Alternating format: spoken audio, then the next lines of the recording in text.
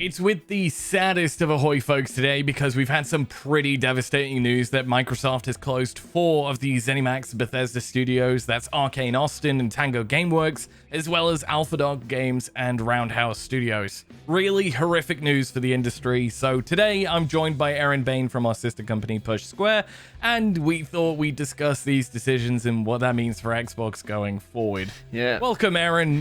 Tell us how you feel. It's pretty rough, right? It's pretty rough. Another sad ahoy from me as well. Yeah, this is really gutting. Arkane Austin in particular, I'm a big fan of Arkane Austin and Prey, one of my favorite games, like all-time favorite games. So I think you get to the point where you're almost kind of used to hearing about companies closing down at this point and more people being laid off, but this one did feel like quite a big shock, and it did really hit. Yeah, it's strange because we've had 2023, we lived through it, and it was an awful year for the industry, layoffs here, there, and everywhere, and we thought that was going to be the worst year, and we're not even halfway through 2024, and it's by far a worse year for the creatives that make our favorite games.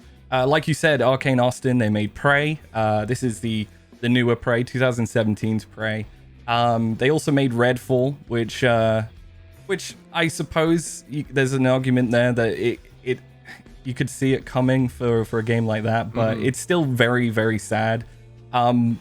A huge loss is what's happening at Tango Gameworks. This is one of the other game studios that has been let go. They were responsible for The Evil Within, Ghostwire Tokyo, but also it's mad that this is such a PlayStation issue too, because they made Hi-Fi Rush, which was literally launched like 6 weeks ago on PlayStation. I know. The joy it was bringing me that we were getting Xbox games on PlayStation. I was even contemplating making a video about Redfall and how maybe a launch on PlayStation could be something with an update to bring that game back to life. But it's worth mentioning as well that players who bought the White Back edition of Redfall, you're going to get refunds. So at least there's that. But it's just a sad state of affairs, really. Yeah, it does. It sucks. It sucks. I mean, I've told you before, I bought my Xbox to play Redfall and then never played it.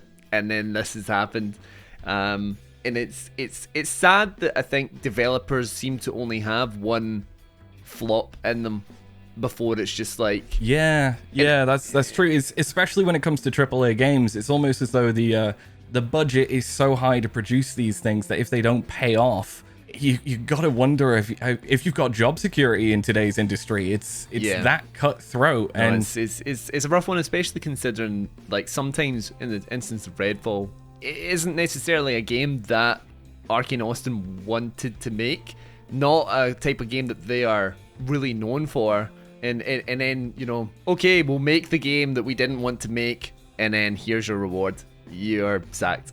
It's pretty mad to think about, considering there was a quote from Xbox boss Phil Spencer during a Kind of Funny Games interview where he said, "We left them to work on the game. They're a very talented team. I love the team, and I still do, and I will totally bet on them to do another great game," which is so painful. They didn't even get time to finish their last game, let alone make a new one. It's just really sad because it feels like a missed opportunity for a lot of developers. Yeah, people that have become quite important to many people. I mean, I have been bigging up the idea of The Evil Within 3 for quite some time, actually. I remember hearing that there was a bit of a teaser in Hi-Fi Rush, which I haven't actually got around to playing yet. But supposedly there was like a little Easter egg in there, and people were like, oh, they're going to make The Evil Within 3.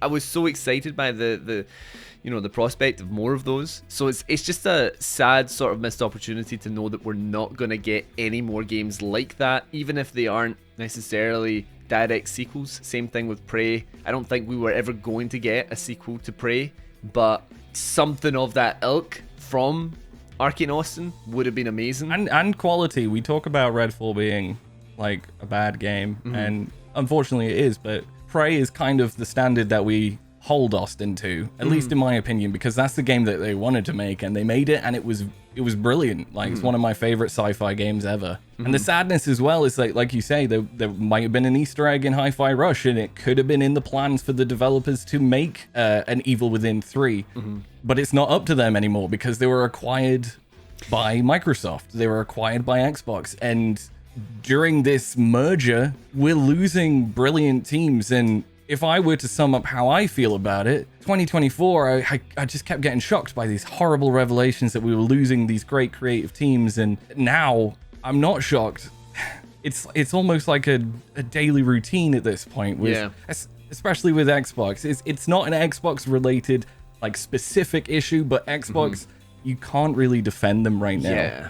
And I think to have such a quick turnaround in terms of when the studio was acquired, when like Bethesda and ZeniMax, and then, you know, you can look back on news stories from as little as a year ago or 2 years ago, and you have all these like Xbox is really, or Phil Spencer's really bigging up this whole like positive attitude, like the future is bright for these companies because now they're under this, you know, the big Microsoft wing, and it's, you know, there's so much potential there. And then all of a sudden, whether they were false statements at the time or just plans have changed, you know, it's hard to see things turn around so quickly. I kind of wanted to talk about what we feel Microsoft's angle is, and the straight up first impression is that clearly they're doing some spring cleaning to get rid of all of these in what I read as their opinion as like money holes, so that they can focus on bigger games like Fallout and the Elder Scrolls and Starfield even, despite it not doing as well as it should have. It's clearly feeling like they don't value these smaller teams that may not bring in the profit margins that they want in today's market, whether that's a stress because of competing with the likes of PlayStation and Nintendo, and Xbox is consistently third best in that regard, but it reads clearly like that. Wouldn't you agree? Oh yeah, 100%. This very clearly is, the whole acquisition was so that they could get a hold of IPs like Fallout, like the Elder Scrolls, even Doom. What I think they're really looking for is like the next Skyrim. They want the game that will sell like crazy, and it will sell like crazy for a long time. They don't seem to be so interested in delivering consistently smaller hits, which is just a real shame. And I think when you look at the sustainability of AAA development, it's been, you know, becoming abundantly clear in recent years that we can't still be making games that cost as much as they cost, that take as long as they take to make. You could have the biggest studio developer in the world, but they might only have one flop in them because they've poured everything into these massive games, and in the time it takes to make them, trends are changing, expectations are being raised slightly, you know, and it makes it really, really hard for them to find that same level of hit. I mean, I wouldn't be surprised if we were back here in a couple of months' time hearing some similar story with something like Rocksteady as an example, that spent 9 years supposedly developing Suicide Squad for it to be a game that not necessarily everyone's looking for. And it feels like that's the approach. They're going for the big hits. We could put a little bit more money into this, maybe get the next Elder Scrolls out 6 months earlier if we scrap this studio or whatever, you know. And well, that's kind of the angle with Fallout, especially with the success and popularity of the Fallout TV show on Amazon. We're seeing record numbers of people playing Fallout 4, Fallout 76, which was a flop when it launched. Fallout 76 was not a popular game, and now it's popular because of a TV show. The Xbox saw the dollar signs and went, let's bin off some studios and really get Fallout to launch this decade. Yeah. And we all know that Bethesda are currently working, their next game is the Elder Scrolls 6. Do they expect Bethesda to get the Elder Scrolls 6 out and Fallout 5 out as well? Or whatever they go with. We're suggesting that this is the case, that they're focusing on these bigger games. But it's clear that that's the strategy, because in an IGN interview with Matt Booty, that he basically said that the changes are grounded in prioritizing high-impact titles. Yeah. Bethesda's portfolio of blockbuster games and beloved worlds, hinting at basically that Microsoft want to focus on these bigger releases and stronger IPs. And these smaller games like Hi-Fi Rush, that are brilliant, are getting the axe just because they can't invest as much money as they want in these priority projects. I think it's really sad in terms of like the types of games that we can look forward to moving forward, not just necessarily from Bethesda, but if this is like the general attitude and approach, because we've seen layoffs and the like on the other side from Sony as well. We've seen plenty of that. So is the general attitude always towards this, we want the next big thing, instead of just take these lower risk projects in terms of money and stuff, but then that means they have the ability to go a bit more out there rather than being essentially what a lot of these games end up being, which is almost watered down to a degree because they want it to fit everything. They're like, we're putting so much into this, so we need to maximize the amount of people that will want to buy this game. And I think that's why you see games like Spider-Man 2 doing so well, or well, seemingly so. Supposedly he's had a bit of a hard time considering it cost over $300 million to make. I mean, that is kind of the point though, Yeah. that these AAA games are very costly to make. If they miss, it's almost bye-bye for the studio, which is a haunting thing to think of. That Xbox wing is now, in my opinion, a negative thing, a scary thing. If you don't do it right, daddy's gonna fire you. It's horrible. It scares me to think that my next favorite game, and I'll never get a sequel or I'll never get updates because Xbox might decide they don't want it anymore. And binning off all of those developers is just the standard these days.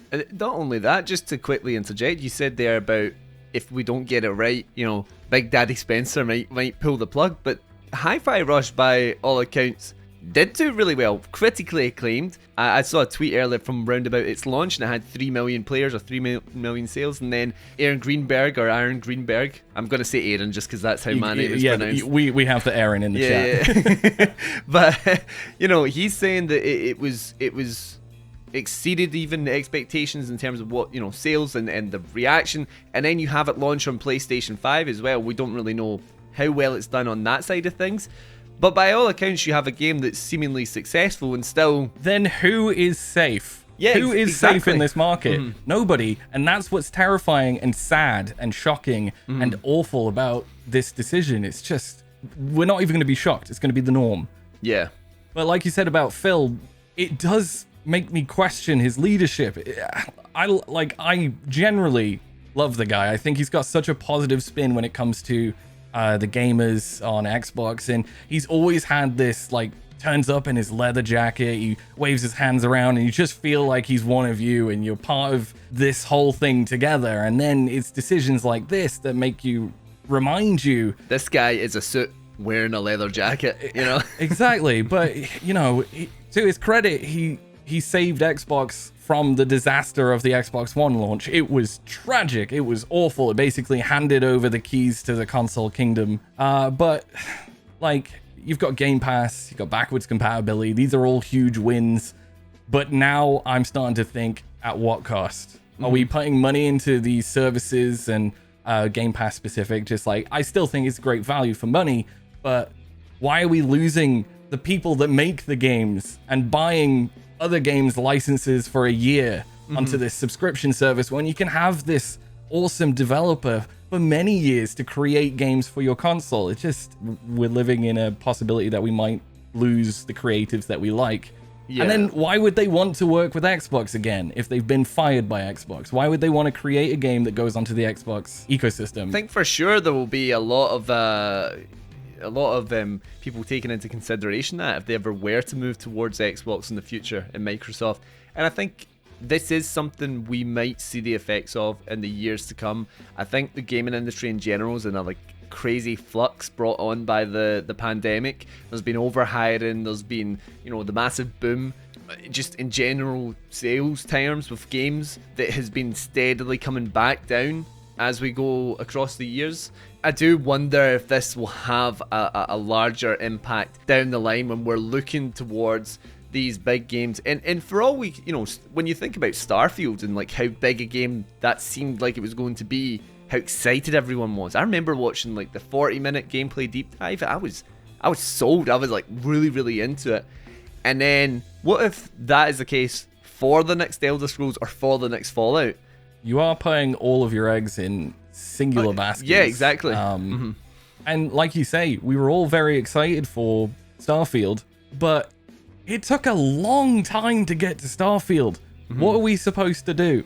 Twiddle our thumbs and watch all the creators that make the games that sit in between these titles just lose their jobs and then effectively not want to work with Xbox again? It's a It's a worrying future anyway. I think considering as well the Microsoft in general is a company that is making money and supposedly record profits from that. So you do have to wonder if there's a way that should we be taking the loss in some departments to support these potential, I don't even want to say mid-level creators, but not quite the maximum budget AAA, but these companies that are coming in and they're bringing in the critical acclaim and building a catalog, and you supposedly, this is the thing that I think contradicts with Spencer's whole attitude, is that he's like, I'm one of the boys, I'm a gamer like you, and he's so excited about all of these games, yet here's a decision that completely contradicts that. Like, it makes you wonder if he is going to come out of this. I don't really see the positive spin